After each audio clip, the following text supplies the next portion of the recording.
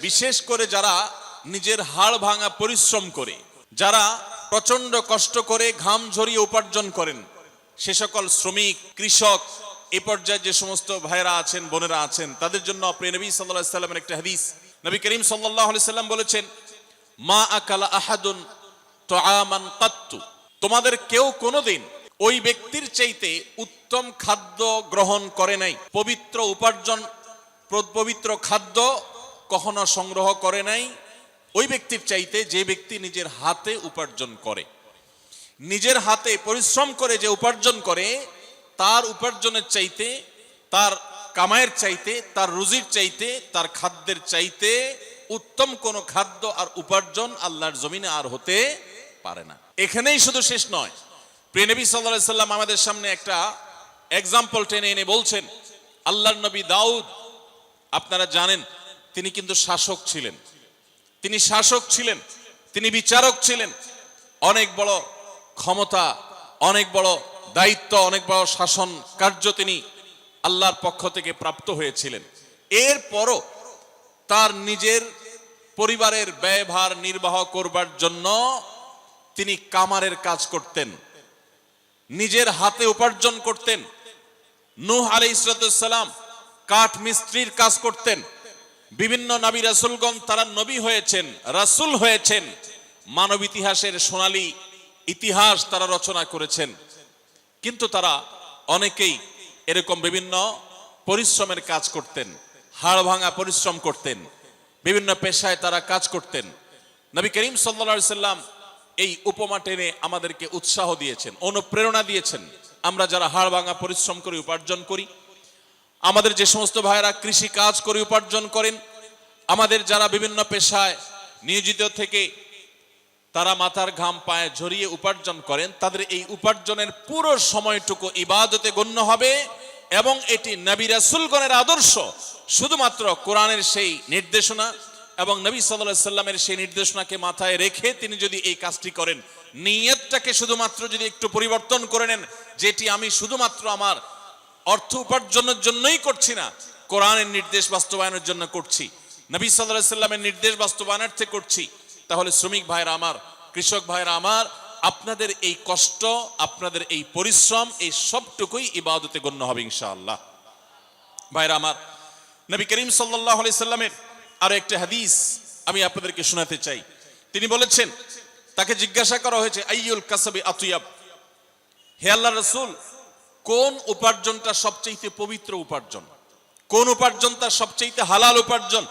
তখন নবী করিম সাল্লাল্লাহু আলাইহি সাল্লাম বলেছেন, কাসবুর রাজুলি বিয়াদি, মানুষ যখন নিজের হাতে উপার্জন করে সেটা, ওয়া কুল্লু বাইইন মাবরুর, এবং প্রত্যেক ওই ব্যবসা, যেই ব্যবসার মধ্যে সততা থাকে, যেই ব্যবসা মানুষকে ঠকাবার উদ্দেশ্যে থাকে না, প্রতারণা থাকে না, দুই নম্বরই থাকে না, মিথ্যাচার থাকে না, মজুদদারি থাকে না, আড়তদারি থাকে না, কৃত্রিম সংকট সৃষ্টি করার প্রচেষ্টা থাকে না, সেই রকম ব্যবসা, সেই রকম ব্যবসায়ীর ব্যবসা এবং শ্রমিকের শ্রম দিয়ে কামানো উপার্জন, এর চাইতে হালাল, এর চাইতে পবিত্র কোনো উপার্জন আল্লাহর কাছে আরেকটি নেই।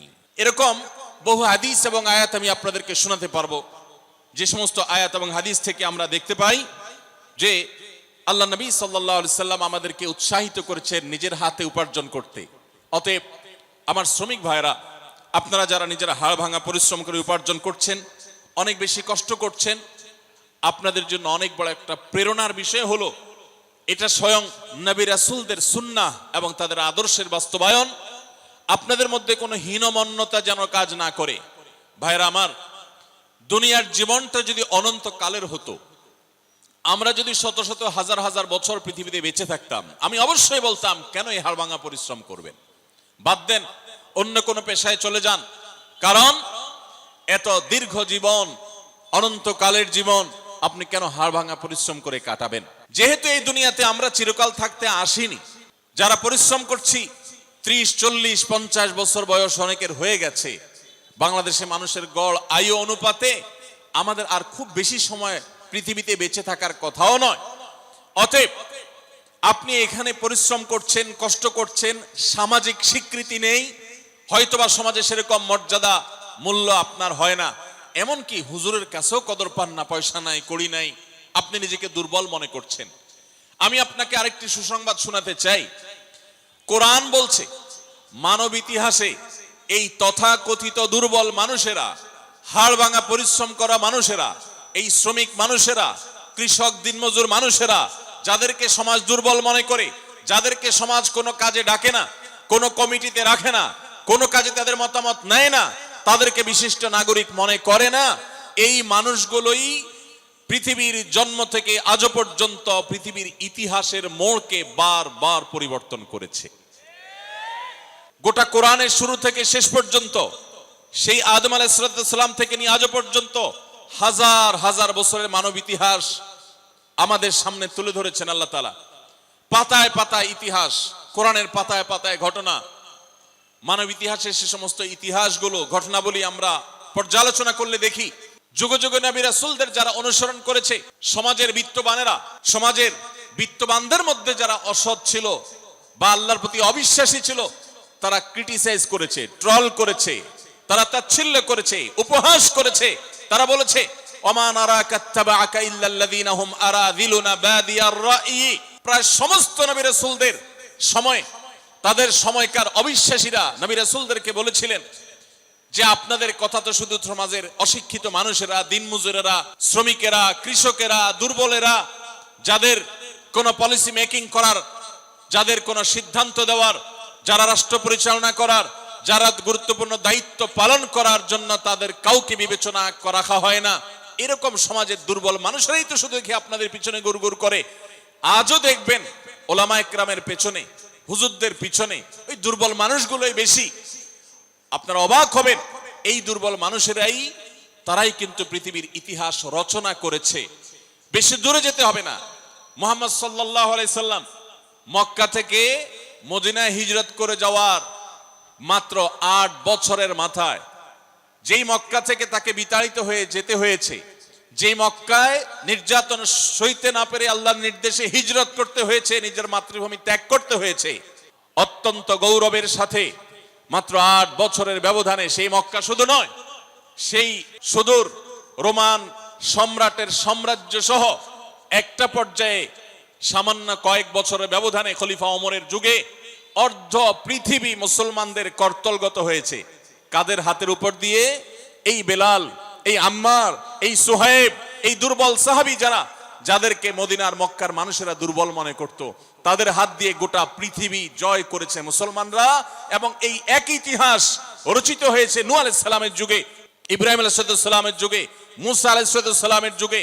ফেরাউন এবং তার সে সমস্ত অনুসারীরা, তাদেরকে আল্লাহ নিমজ্জিত করে, তাদেরকে আল্লাহ তাআলা ধ্বংসপ্রাপ্ত করে, সেই দুর্বল বনী ইসরাঈলেরা যাদেরকে কৃতদাস বানিয়ে রাখা হয়েছিল, তারাই কিন্তু বিজয়ী হয়েছে, তারাই টিকে ছিল, ধ্বংস হয়েছে ওই শক্তিশালী মানুষেরা।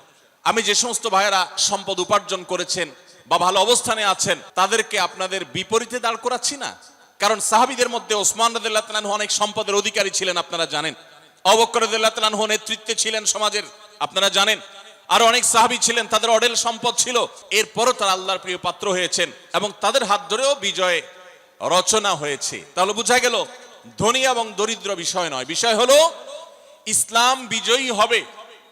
আপনি যদি ইসলামের সাথে থাকেন, আপনি দরিদ্র হলেও আপনি বিজয়ী হবেন, ধনী হলেও বিজয়ী হবেন, সম্পদশালী হলেও বিজয়ী হবেন, দুর্বল হলেও বিজয়ী হবেন, সচ্ছল হলেও বিজয়ী হবেন, অসচ্ছল হলেও বিজয়ী হবেন। ইসলামের বিজয় নিশ্চিত। আপনি ইসলামের সাথে থাকলে আপনি বিজয়ী হবেন, ইসলামের সাথে না থাকলে আপনি দরিদ্র হলেও পরাজিত, ধনী হলেও পরাজিত। কারণ ইসলাম পরাজিত হতে আসেনি, ইসলাম জিততে এসেছে, জিতেছে এবং জিতবে কিয়ামত পর্যন্ত।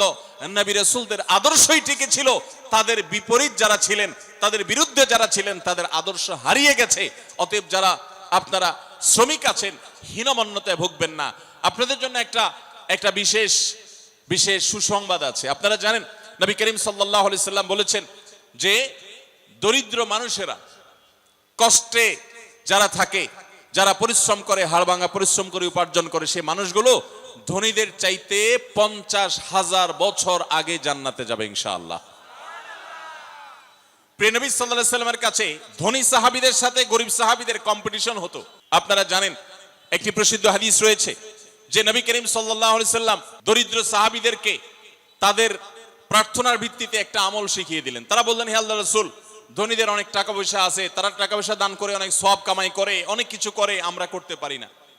তো আমাদেরকে এমন একটা আমল শিখিয়ে দেন যে আমল করলে আমরা তাদেরকে টেক্কা দিতে পারবো, তাদের সাথে আমরা প্রতিযোগিতা টিকে থাকতে পারবো। আমাদের তো টাকা পয়সা দিয়ে সওয়াব কামাই করার রাস্তা নাই, তো শুধু নিজের শরীরের আমল ইবাদত দিয়ে আমরা করতে পারি। এমন একটা আমল দেন যে তারা টাকায় কামাই করে যে পরিমাণ সওয়াব কামাই করে, আমরা ওই আমল করে সেই সওয়াব কামাই করতে পারবো। নবী সাল্লাল্লাহু আলাইহি ওয়াসাল্লাম তাদেরকে শিখাই দিলেন। শিখাই দেওয়ার খুব অল্প সময়ের মধ্যেই সাহাবীদের মধ্যে কল্যাণকামিতা ছিল, ধনী থাকুক গরিব থাকুক সবাই। এবার ধনী সাহাবীরা ওই আমলটার খবর জেনে গেলেন, অর্থাৎ সংবাদ লিক হয়ে গেছে।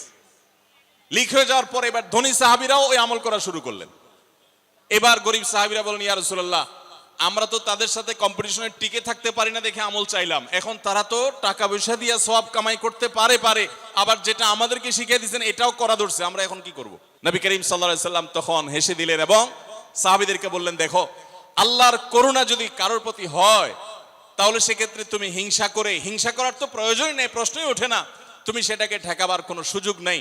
আল্লাহ যাকে তৌফিক দিয়েছেন সে নিশ্চয়ই অগ্রগামী থাকবে। তাহলে ধনী হয়েও কেউ অনেক অগ্রসর হয়ে যেতে পারে, গরিব হয়ে অগ্রসর হয়ে যেতে পারে। খোলাসা কথা হলো যে আপনি কোন পেশার মানুষ এটা বিবেচ্য বিষয় নয়, আপনি হালাল উপার্জন করছেন কিনা, আপনি ভালো কাজ করছেন কিনা, এটা হলো বিবেচ্য বিষয়। বিশেষ করে আমাদের শ্রমিক ভাইদের উদ্দেশ্যে আমি আজকে 3টি পরামর্শ দিয়ে 3টি আপনাদের প্রতি আমার বিনীত আহ্বান রেখে আমি এই বিষয়ে আলোচনা ক্লোজ করতে চাই। প্রথম কথা হলো, আপনি নির্মাণ শ্রমিক হন কিংবা অন্য কোনো শ্রমিক, যেই পেশায় আপনি কাজ করেন না কেন, 5 ওয়াক্ত নামাজ এবং রমজানের রোজা কখনো ছাড়বেন না। 5 ওয়াক্ত নামাজ পড়া আপনাদের জন্য কিছুটা কষ্টের, বিশেষ করে রমজানের রোজা রাখা কখনো কখনো আপনাদের জন্য বেশি কষ্টের হয়, কারণ অনেক সময় প্রচন্ড গরমের মধ্যে আপনাদেরকে রোজা রাখতে হয়, যেটা খুব চ্যালেঞ্জিং ব্যাপার।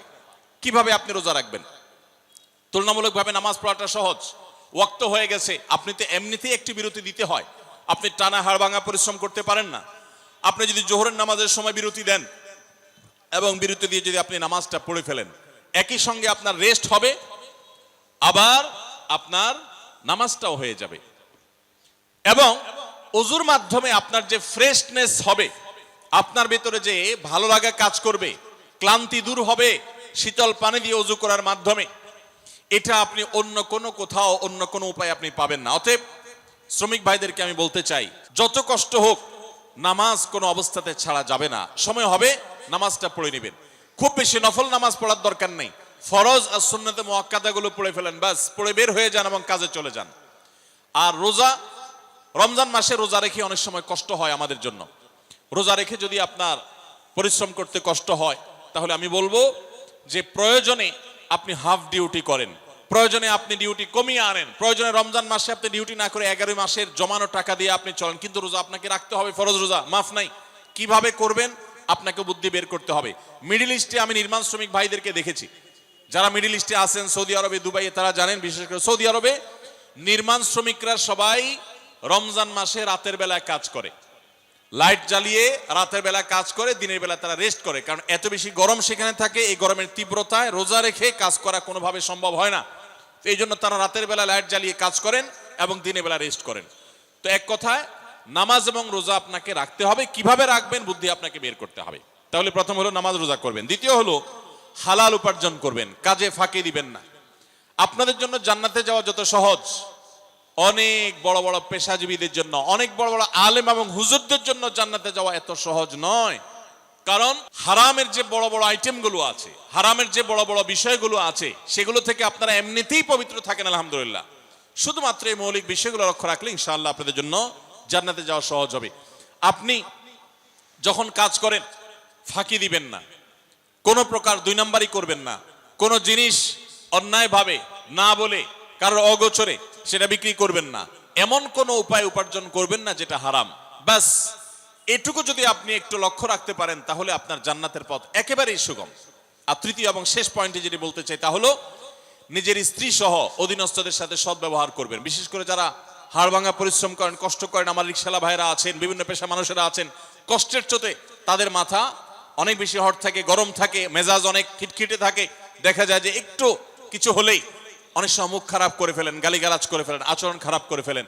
নিজেকে যদি একটু নিয়ন্ত্রণ করতে পারেন, মুসলমানিত্বের পরিচয় দিতে পারেন মেজাজ গরম হওয়ার সময়, জান্নাতে যাওয়া ইনশাআল্লাহ অনেক সহজ।